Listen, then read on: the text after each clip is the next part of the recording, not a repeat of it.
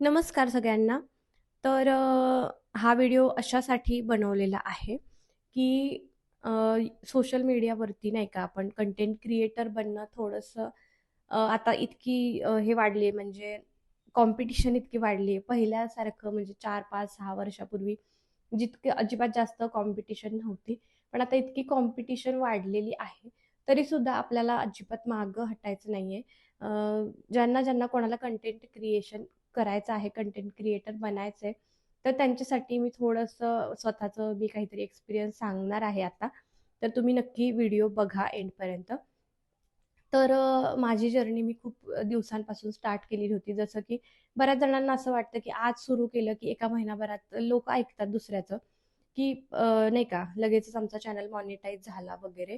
तर प्रत्येकालाच इतकं जमत नाही. म्हणजे प्रत्येकाच्याच नशिबात इतकं म्हणतो ना आपण, काही गोष्टींना लक देखील तितकंच महत्त्वाचं असतं आणि लक शिवाय पण काही गोष्टी होत नाहीत. आपण विश्वास ठेवा किंवा नका ठेवू.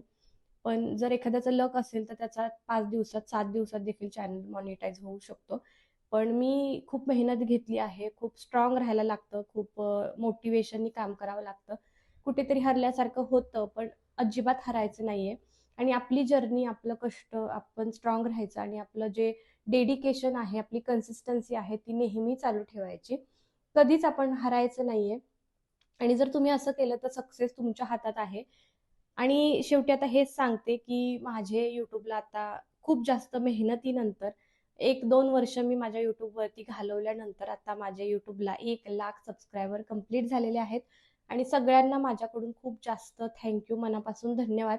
ज्यांनी आपल्या चॅनलला सबस्क्राईब केलं आहे त्यांचे मनापासून आभार आणि ज्यांनी सबस्क्राईब केलं नाहीये, त्यांनी नक्की सपोर्ट करा. लिंक तुम्हाला बायोमध्ये मिळेल YouTubeची.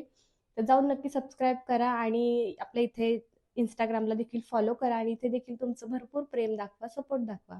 बाय. थँक